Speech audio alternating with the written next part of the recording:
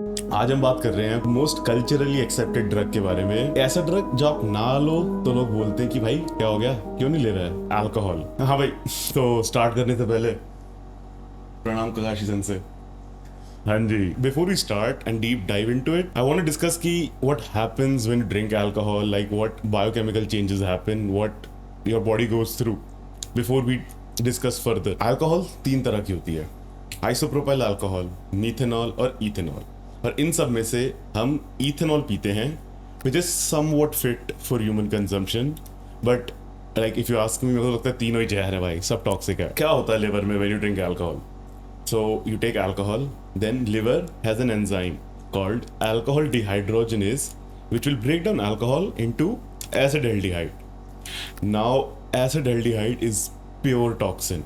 Like if you look at some drain cleaners and like the old windshield wipers, उसमें तुम्हें acetaldehyde मिल जाएगा, because it kills the microbes. But your body is smart, so it will further break down acetaldehyde into something called as acetone. And now acetone is somewhat like a fuel that your body can use it, but worst source of fuel that you can use.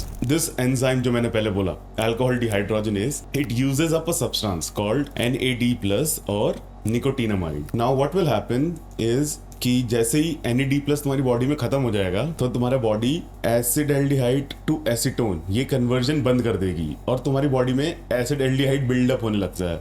And now ये pure toxin तुम्हारे liver cells की game over, destruction होने लगती है, which gives rise to conditions like cirrhosis, fatty liver.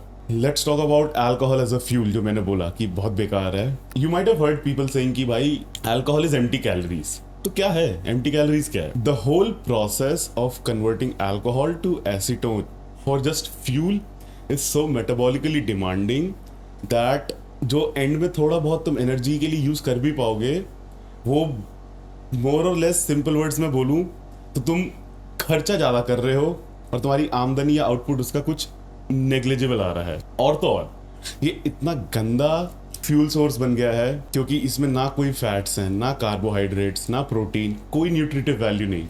तो ये एक calorie, खोखली कैलोरी है। It's really an empty calorie which I would say never ever will I use it as a fuel in my body. तो दूसरा हम बात कर रहे हैं what is inebriation के बारे में। तो अब बोलते हैं कि what is the state of being drunk. So the word for it is inebriation.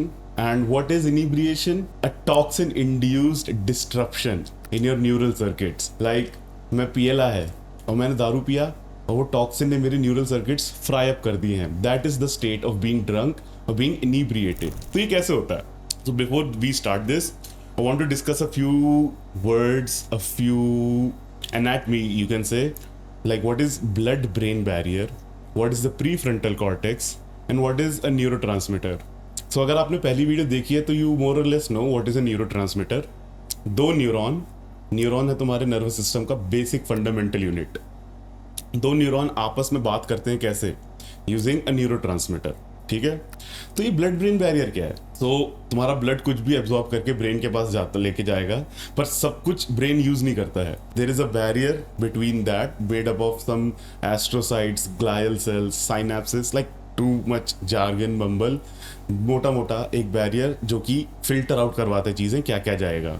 But alcohol being water and fat soluble can pass through this blood brain barrier. Now we talk about the prefrontal cortex in your brain. So this is the area which is involved with thinking, motor planning, impulsiveness. And what happens now? I'll drink alcohol, for example, and then alcohol is absorbed in my blood. तो ये जाएगी brain तक, blood brain barrier cross हुआ। अब दारू भेदभाव नहीं करती, वो ब्रेन में कहीं भी कभी भी किसी भी एरिया को जाके अटैक करता ही है। बट सबसे पहले प्रीफ्रंटल कॉर्टेक्स अफेक्ट होता है। और जो मेरे साइंस अफेक्शनाडोज हैं, तो प्रीफ्रंटल कॉर्टेक्स का एक टॉप डाउन इनहिबिशन होता है, जो कि मैं अगर समझाऊं तो there is this neuro modulator called Gauba.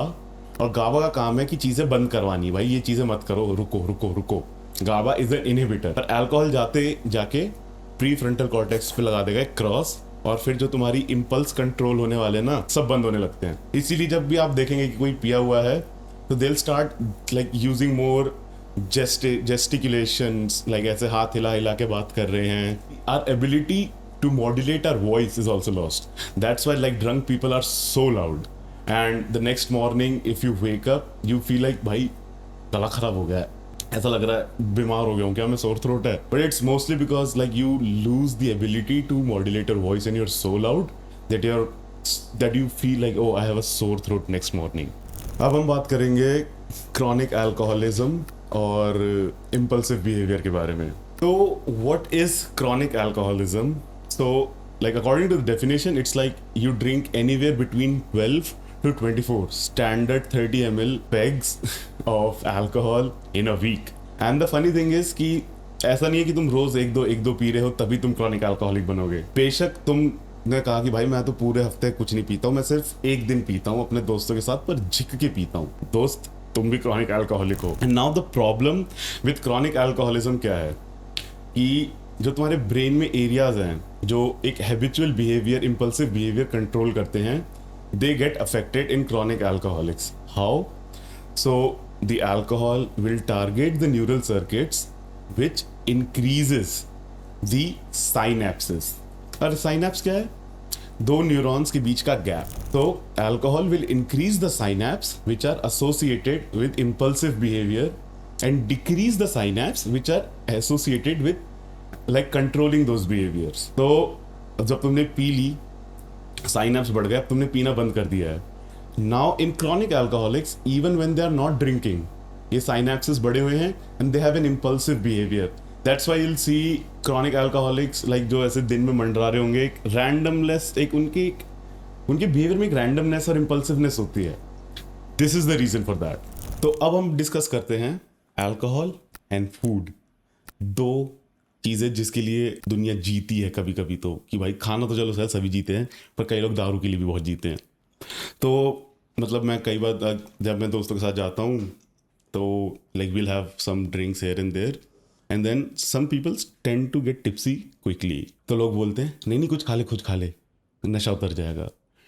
Like is there any truth to that?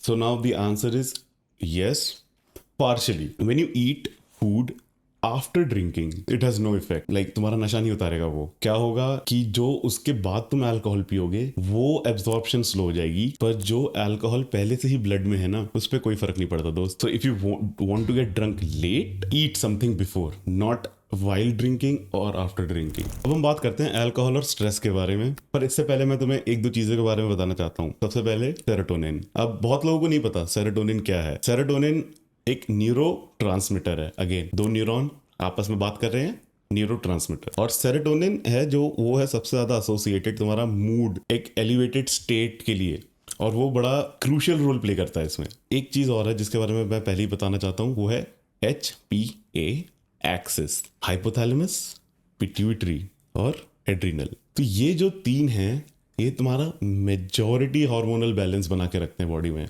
इसलिए इसको एक एक्सेस बना रखी है इनकी, जो आपस में ये लोग बात कम्युनिकेट करेंगे और रेगुलेट करते हैं सब कुछ. HPA axis. अब क्या होता है कि हमने अल्कोहल पी, एसिडाल्डिहाइड बिल्डअप हुआ, और एसिडाल्डिहाइड एक टॉक्सिन है, तो हमने चलो देख ही लिया. वो जाके सेरोटोनिन न्यूरॉन साइनेप्सिस पे अटैक करता है, और उसकी वजह से क्या होगा कि पहले तो तुम्हारा सेरोटोनिन बढ़ जाएगा, तुम्हें लगेगा भाई क्या फीलिंग है, your feeling so elevated, mood बढ़िया है, दुनिया काबू कर सकता हूँ मैं. What happens letter when you keep on drinking, ये न्यूरॉन्स फ्राई अप हो चुके हैं, अब सेरोटोनिन की हुई है कमी. तुम टॉकेटिव थे और उसके बाद एकदम से ऐसा लगेगा यार जीवन में दर्द बहुत है यार, छोड़ के चली गई मेरे को यार, नौकरी ढंग से नहीं चल रही, बॉस बहन जो बहुत गांड लेता है. This is like the problem when you drink too much alcohol for a longer period. अब इसका HPA एक्सेस से क्या लेने देना है तुम बोलोगे. तो इसमें क्या होगा कि जो लोग क्रॉनिक अल्कोहलिक्स हैं, जो मैंने जैसे बताया था पहले, तो उसमें उन लोगों की HPA एक्सेस डिस्टर्ब हो जाती है, और one of the most prominent functions हैं जो HPA एक्सेस का, वो है स्ट्रेस रिस्पॉन्स बनाना. तो एक हार्मोन होता है cortisol which is regulated and released through this HPA axis. अब ये HPA एक्सेस अगर तुम्हारी डिस्टर्ब हो चुकी है तो तुम्हारा कॉर्टिसोल बढ़ता चला जाएगा, और तुम्हारी बॉडी को लगेगा कि भाई मैं किसी स्ट्रेस मोड में हूँ, क्या हो रहा है, क्यों इतना ज़्यादा है, even when you are not drinking, which gives rise to anxiety. और फिर तुम देखना कि जो क्रॉनिक अल्कोहलिक्स होते हैं, even when they are not drinking, they have this anxious state about them, चंचलपन है, इरिटेबिलिटी ज़्यादा है, लाइक कोई दिक्कत चली रही है उनकी, और फिर जैसे ही वो पियेंगे ये वापस नॉर्मलाइज हो जाएगा, और फिर एक विशियस साइकिल बन जाता है कि मैं पीऊँगा तो ठीक हूँ, और मैंने नहीं पी तो यार बहुत दर्द है। तो अब हम बात करते हैं गट, लिवर और ब्रेन के बारे में, और अल्कोहल कैसे अफेक्ट करता है। So there is this axis gut, liver और ब्रेन का, and for those who don't know, gut is also known as the second brain of your body because of the number of nervous system connections it has so many neurons, and it affects your mood and day-to-day functioning equally as your brain does.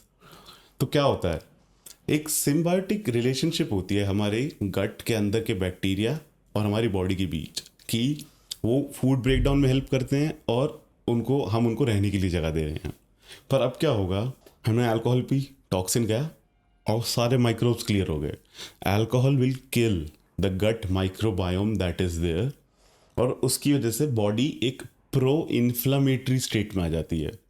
And what is a pro inflammatory state? जब भी तुम्हारी body में कोई दिक्कत आती है, कहीं cut लगता है या कोई ब्लड वेसल डैमेज होती है, तो एक इन्फ्लामेशन बॉडी स्टार्ट करवाती है उधर कि हाँ भाई यहाँ कुछ दिक्कत है, यहाँ इन्फ्लामेशन स्टार्ट करवाएं, साइटोकाइंस भेजो, ये सब रिकवरी के लिए सेल्स भेजो, WBC भेजो, ताकि हम उसको टैकल कर सकें। Just because you drank alcohol, तुम्हारी बॉडी को लगता है कि भाई कोई दिक्कत आ गई है, एक प्रो इन्फ्लामेटरी स्टेट में है, without any damage actually being there apart from the alcohol के जो टॉक्सिक इफेक्ट्स हैं।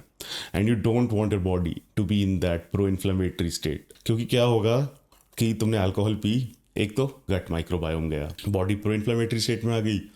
उसके अलावा क्या होता है कि alcohol will damage the lining of your intestines and the stomach, because of which bad bacteria and alcohol both, they go inside your bloodstream, and what they do, brain में पहुंचते ही they will target the areas in the brain which will destroy the neurons, और फिर उसके बाद तुमको like ironically कह लो या paradox कह लो, कुछ कह लो, your craving for alcohol will increase, and now again एक विशियस साइकिल बन चुकी है। तुम्हारी बॉडी प्रो इन्फ्लामेटरी स्टेट में है, तुम्हें समझ नहीं आ रहा है बॉडी को कि भाई दिक्कत क्या आ रही है, और ऊपर से ये जो बैक्टीरिया अल्कोहल है, they want your brain to drink more more more more. तुम बोलोगे भाई इसका इलाज क्या है? Abstinence. The best way is abstinence. Alcohol बंद करो। मेरे लिए कहना ईजी है एंड आई कैन अंडरस्टैंड कि भाई सब नहीं कर पाते, but the worst drug that you can ever take is alcohol. No benefits. But apart from abstinence, what you can do,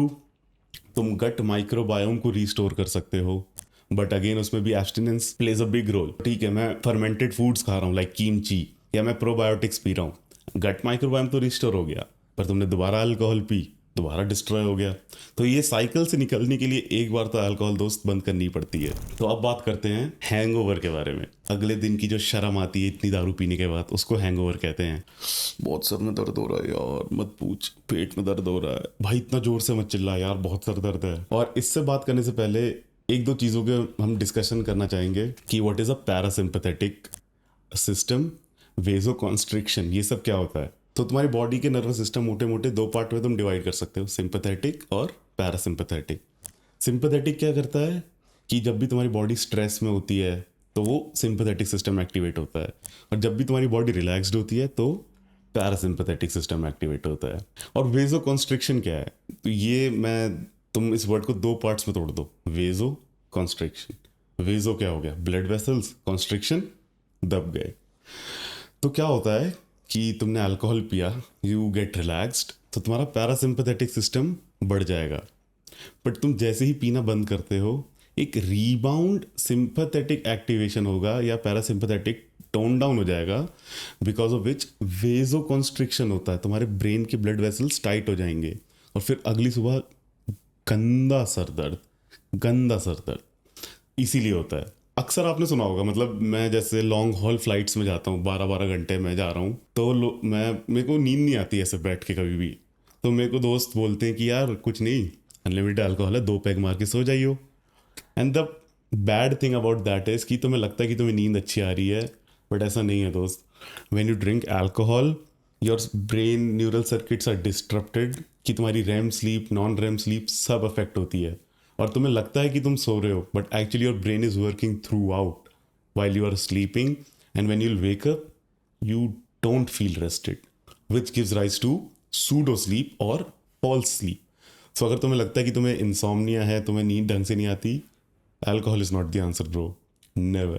What is the way or how can we tackle hangovers? एक तो काफ़ी लोगों को मैंने बोलते हुए सुना है कि हम लोग एक ड्रिंक लेते हैं और फिर हम उतना ही पानी पी लेंगे, which makes sense because alcohol is a diuretic. Like best example probably इसका beer. You drink beer, इतना ज़्यादा मुंह आता है, you want to go to the washroom, you want to pee, your body's getting rid of fluids and उसके चक्कर में एक इलेक्ट्रोलाइट इम्बैलेंस बन जाएगा. People will drink water like एक ग्लास पानी एक पैग, एक ग्लास पानी एक पैग, अलग अलग मिक्स करके नहीं. What I'd suggest is instead of just drinking water, you drink electrolytes with it. And now ऐसा नहीं है कि भाई साहब अपने साथ एक गेटोरेट की बोतल लेके चल रहे हैं. नहीं भैया, विश्व भैया ने बोला है एक पैक के बाद गेटोरेट पीना है. नहीं नहीं नहीं, मैं कह रहा हूँ भाई पियो ही मत प्लीज़. मैं कुछ प्रमोट नहीं कर रहा हूँ अल्कोहलिज्म यहाँ पे.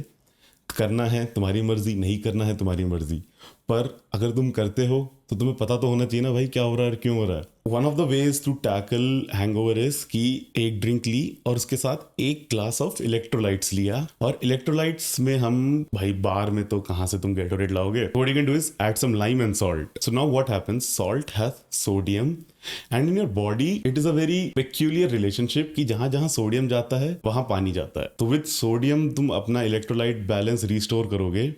So the water from that extracellular space will go inside the cells into the intracellular space with the sodium. So your cells will be hydrated. So that can help you tackle the hangover while you're drinking. And for the next day, caffeine. भाई वही वेजो caffeine लोगे, वेजो constriction से help करवाती है वो. Headache उससे कम होता है थोड़ा. And again like next day तो यार चलो फिर you can drink liquid IV, is like it's a brand available, otherwise Gatorade or like a good hydration electrolyte rich drink, coconut water, you can drink that as well. So that is how you can tackle hangover, man. तो अब discussion है हमारा कि alcohol tolerance और is actually alcohol good for your health. क्या ऐसा कुछ सच्चाई है इसमें? So let's like हमने अब तक इतना सारा डिस्कस करा है and now you know the basics कि what alcohol does inside your body, how does it work. तो you drink alcohol, एसिडल्डिहाइड, एसीटोन सब बना, टॉक्सिन्स आए तो पहले तो तुम्हारा डोपामीन, सेरोटोनिन सब राइज अप करता है, you feel so good. But with time, over a period of time, ये सारे न्यूरॉन्स फ्राई होने लग जाएंगे. तुम्हारा dopamine, serotonin crash, you feel bad. और ये हाई चेज करने के लिए लोग दोबारा अल्कोहल पियेंगे, वापस थोड़ा बड़ा, फिर वापस crash, making it a vicious cycle. भाई तुम पिए जा रहे हो but over the period of time feel good factor तो कम हो जाता है और पनिशमेंट बढ़ती जाती है. It's an activity with such a diminishing return. And then that's how people develop tolerance to alcohol. कि डोपामीन एक पॉइंट के बाद इतना स्टिमुलेट होगा ही नहीं उस सब्सटेंस से, क्योंकि तुम्हारी बॉडी यूज टू हो चुकी है. तो you will keep on drinking more and more and more. And people who are genetically predisposed to alcohol in a way कि उनको अल्कोहल पी के एक तो लेट चढ़ती है. बहुत प्राउड होने की बात नहीं दोस्त कि तुम बहुत दारू पी लेते हो, nothing to be proud of. अगर तुम्हें बहुत देर में चढ़ती है, बहुत ज़्यादा दारू पी के चढ़ती है और दारू पी के तुम बहुत ज़्यादा हाइपर एक्टिव हो जाते हो, so I have a bad news for you. You are genetically predispose to become a chronic alcoholic. The only way out of this is abstinence. Please don't drink alcohol. No matter what anyone says, please avoid it. Like हाँ, आजकल मैंने ये भी सुना है पर red wine तो बढ़िया होती है, रेड वाइन तो हेल्थ के लिए अच्छी नहीं है, थोड़ी पी सकते हैं, लोग बोलते हैं, डॉक्टर व्हाट्सएप पे बोलते हैं. So like deep diving into it, there is this substance और कंपाउंड कॉल्ड रेजर्वेट्रॉल. भाई इसकी तो स्पेलिंग मेरे को भी ढंग से नहीं बोलनी आ रही. Resveratrol which is present in red wine, which has some health benefits, but to get the adequate dosages of resveratrol through wine you will have to drink so much wine कि जितना एडवांटेज रेजर्वेट्रॉल नहीं देगा उससे ज़्यादा तुम्हारी body alcohol से damage हो जाएगी. तो यार अगर कोई अगली बार तुम्हें कहे कि भाई रेड वाइन तो हेल्थ के लिए अच्छी होती है, प्लीज़ ये सेगमेंट उनको एक बार दिखा देना कि भाई रेजर्वेट्रॉल है, वो भी डिबेटेड है कि ठीक है कि नहीं है, और इतना कम अमाउंट में कोई फ़ायदा नहीं. तो अब हम बात करते हैं अल्कोहल एंड टेस्टोस्टेरॉन के बारे में. ज़्यादा दारू पी के तुम बहुत बढ़िया मर्द नहीं बन रहे दोस्त. Let me like easiest way to sum it up is तुम्हारा टेस्टोस्टेरॉन गिरेगा ही गिरेगा. पर ऐसा क्यों? तो जब तुम अल्कोहल पीते हो और ये टॉक्सिक मेटाबोलाइट्स अक्यूमुलेट होते हैं, what they do is they will increase the conversion of testosterone to estrogen in your body. Your estrogen grows up, and so the estrogen is metabolized in the liver. अब एक तो तुम्हारा testosterone गिर रहा है, और जो इतना एक्सेस ईस्ट्रोजन बन रहा है वो मेटाबोलाइज भी नहीं हो पा रहा, क्योंकि अल्कोहल ने तुम्हारी लिवर की भी माँ चोद दी. तो अब क्या होगा? If you're a female, excess estrogen is linked to various cancers like breast cancer, endometrial cancer. And for the guys, भाई तुम्हें तो पता ही है, excess estrogen in your body and less testosterone, gynecomastia, infertility, sex drive khatam, which I think to some extent can also give rise to the, what do you call, the whiskey dick, कि लोग ज़्यादा P के फिर they're not able to perform. Another embarrassment. So if you think drinking alcohol makes you more of a man, please, no man, there's no truth to that.